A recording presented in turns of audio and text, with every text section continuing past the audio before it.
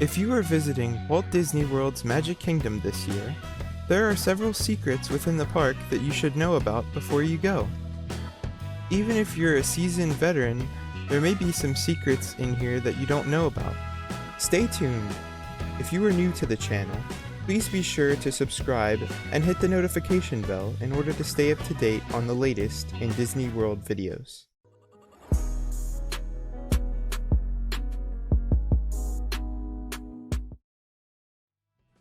As you prepare your Magic Kingdom visit, check out these secrets you'll want to know before you go. Main Street, USA. You'll notice the windows along Main Street have names of townsfolk or advertise a business. Hidden in these names are tributes to Magic Kingdom and Disney World creators, including Walt Disney's window above the ice cream parlor, Roy Disney's window above the Main Street confectionery, the Elias Disney contractor window in honor of Walt Disney's house-building father, and former Disney president Frank Wells' window towering above the rest as a tribute to his love of mountain climbing. There appear to be a dozen or so American flags flying above Main Street, USA, but a sharp eye will notice something peculiar about these flags. Namely, they all are missing a star or stripe. This may seem like an oversight on Disney's part, but this is not the case. Real American flags are required to be illuminated at nighttime and taken down during inclement weather. These fake American flags can remain flying above Main Street, USA at all times, and this allows them to serve the function they were designed for, to act as lightning rods. There is an antique telephone mounted on the wall inside the Main Street Chateau. Pick up the telephone to listen in on an old-fashioned mother and daughter conversation. If you find yourself outside of Tony's Town Square restaurant, check out the Lady and the Tramp paw prints in the pavement. This heart-shaped imprint pays homage to the canine lovers from the classic Disney movie. Nearby, sit on the bench next to Goofy, but don't be startled if he starts talking to you. Head down Center Street and stand under the singing lessons and School of Dance windows. As you walk down Main Street towards the castle, this will be a small side street on your right. You may just hear someone practicing their vocal range or piano skills. Keep your ears open for a telegraph message in the Main Street Railroad Station.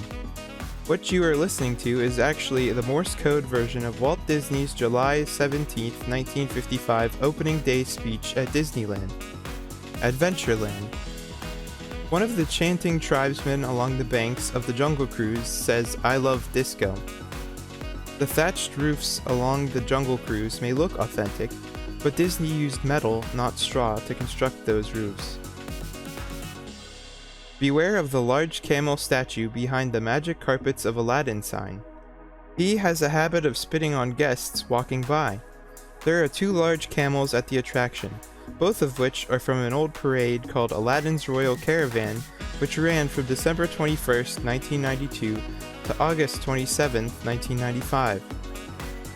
That muddy water in the Jungle Cruise and the rivers of America isn't quite as dirty as it looks.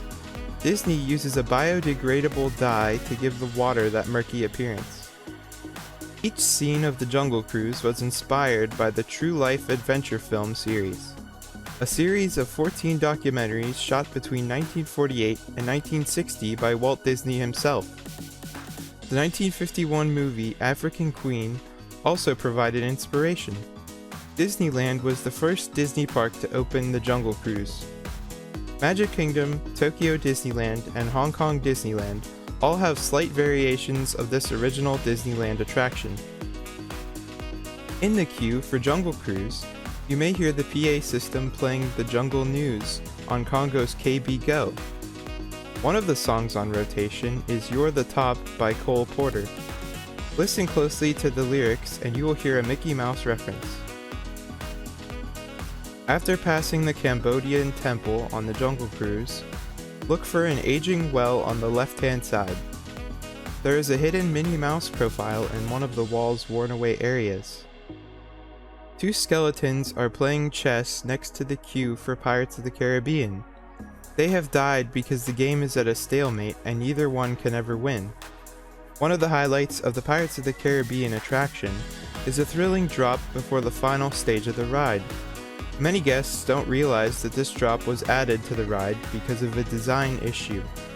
Since Pirates of the Caribbean was constructed after Magic Kingdom was already open, and the Walt Disney World Railroad was already in full operation, the new construction had to work around this pre-existing obstacle.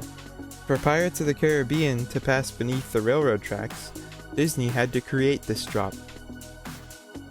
Frontierland. In the Frontierland Railroad Station, you can spot a wooden leg labeled Smith. This is a Mary Poppins reference. Look closely at the wood flooring in the Country Bear Jamboree. It is scuffed up with claw marks. In 1946, Disney produced the film Song of the South based on the Uncle Remus stories. In 1992, Magic Kingdom opened Splash Mountain, an attraction based on the characters, stories, and songs of the film. Over the years, Disney has distanced itself from the Uncle Remus Association because of its racially insensitive content. In fact, Disney has never released Song of the South on home video due to these concerns. Splash Mountain remains one of the only reminders that Disney produced this film. When you exit Big Thunder Mountain and face Tom Sawyer Island, look for a hidden Tinkerbell in the nearby rocks. Right before Splash Mountain's final drop, look closely as a gopher emerges from the ceiling upside down and shouts "Go FSU!" Rumor has it that a Splash Mountain Imagineer was a graduate of Florida State University. Be careful walking over the Frontierland Bridge near Splash Mountain's big drop. A water cannon sprays the bridge every time 3 log boats hit the bottom of the drop. Liberty Square. Imagineers created Liberty Square to be as authentic as possible. Since there was no indoor plumbing in colonial times, Liberty Square was designed without bathrooms. Even the table service restaurant in Liberty Square, the Liberty Tree Tavern, keeps with this theme. The small bathroom is in the back and upstairs, therefore it is technically located in Fantasyland. But no need to panic, other lands with bathrooms are located just a short distance away. The Liberty Tree is a 135-year-old live oak tree that was transplanted to its current location from the eastern part of Disney property about 8 miles away. It has 13 lanterns hanging from its limbs, representing the 13 original colonies of America. This tree commemorates the meeting spot of the Sons of Liberty.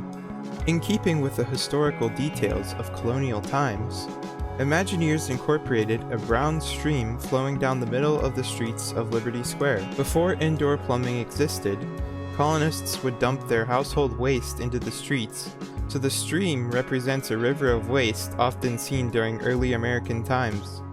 Ask the captain of the Liberty Square riverboat if you can pilot the boat. With their permission, you are allowed access to the wheelhouse and granted control of the steering wheel. As a token of appreciation, these lucky guests are presented with an official riverboat co-pilot license souvenir. No need to fret over your steering skills though, as the Liberty Square riverboat is guided along by an underwater track and the speed is controlled by an engineer stationed in the lower deck.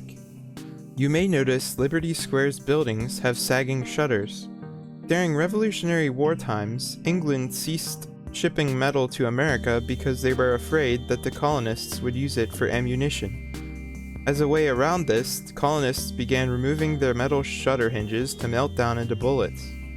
They replaced their hinges with leather ones, which caused the shutters to sag. Interestingly, Disney uses metal hinges to hang their saggy shutters. Check out the chess pieces that adorn the roof of the Haunted Mansion. The architect of this attraction was famous for incorporating chess pieces into his designs. The only chess piece he left out is the knight, because it's always night inside the Haunted Mansion. Disney World gardeners do a masterful job at maintaining the park's grounds. However, the landscape surrounding the Haunted Mansion appears dead and neglected. This is deliberate because real haunted houses don't have manicured grounds and blooming flowers. The Haunted Mansion has 999 happy haunts and loads of hidden secrets. Look for the hidden Mickeys in the library on the dining room table and outside the Iron Gate facing Liberty Square.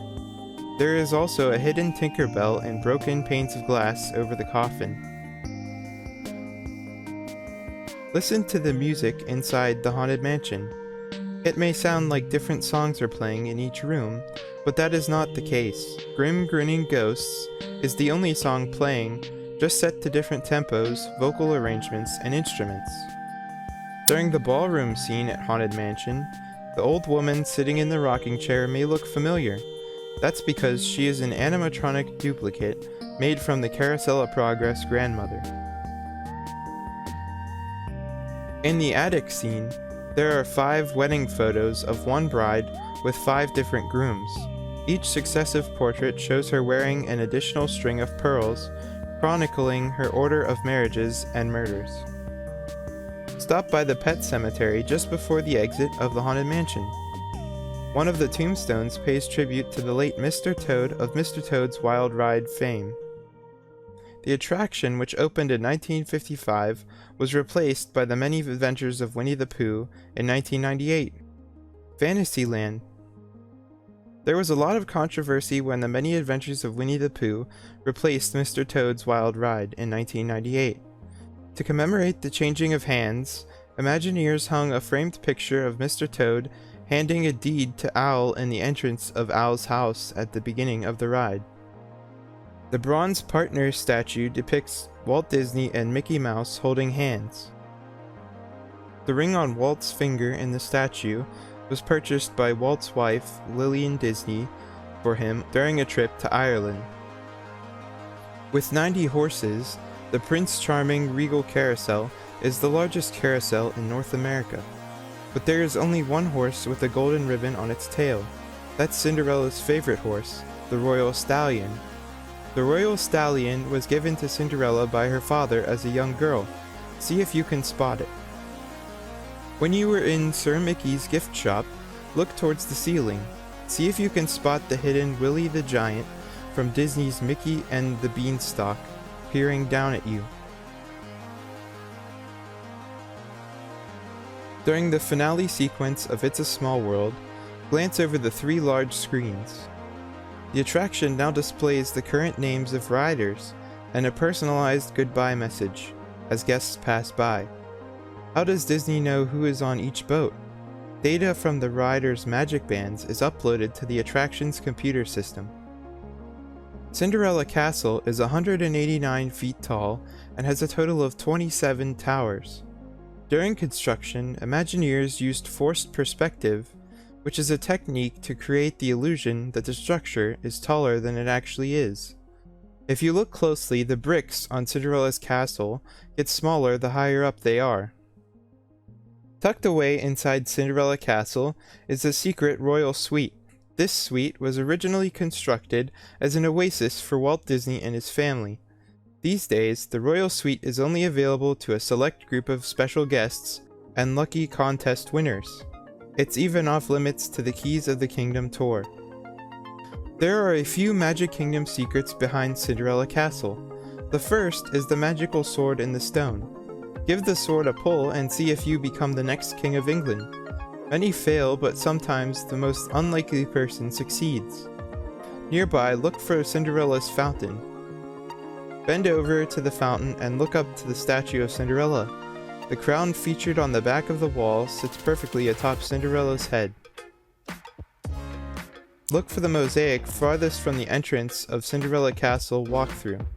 The mosaic shows 2 stepsisters, Anastasia and Drizella. One of the sisters' faces is red with rage, while the other's is green with envy. Tomorrowland. There is a lot more than meets the eye to the metal palm trees near Space Mountain. When it gets dark, the tree's branches fold up. When the sun comes out, the branches open and the palms collect solar energy. The domed exterior of Space Mountain is quite large, so much so that the Imagineers were worried about its size overshadowing the magnificence of Cinderella Castle. To keep guests focused on the castle instead of the dome, Space Mountain was constructed 15 feet below the rest of Tomorrowland. The final scene of Carousel of Progress features the family celebrating Christmas. See if you can spot the hidden Mickeys throughout the scene, including a nutcracker on the mantle and in a painting on the dining room wall. Mickey peeking out from the presents under the tree is one of the most visible. There is also a note near the computer desk that says Marty called, wants changes. This is a reference to the late Disney Imagineer Marty Sklar, who called for the refurbishment of the Christmas scene in 1994. Near the queue for Space Mountain, check out the large sign advertising Starport 75. This is a reference to Space Mountain's opening year in 1975. The mysterious Kugel Fountain, a giant black granite ball in Tomorrowland, is a perfect sphere. The ball rests on a base which has the exact same curvature as the ball. Due to the laws of physics, a thin layer of water separating the ball from the base allows the 6-ton ball to be easily spun by anyone, including children. It may seem like magic, but it's just physics. Next to the Tomorrowland Speedway, there is a street lamp with 3 large round lights. Twice a day, when the sun hits the right spot, the street lamp casts a wonderful hidden Mickey shadow. We hope that you found some interesting Magic Kingdom secrets to explore on your next vacation to Walt Disney World. For more videos like this one, please be sure to subscribe and hit the notification bell. If you enjoyed this video, feel free to like, comment with any feedback, and share it with your friends. Thanks for watching, and I'll see you next time on Innovention Media. Bye bye!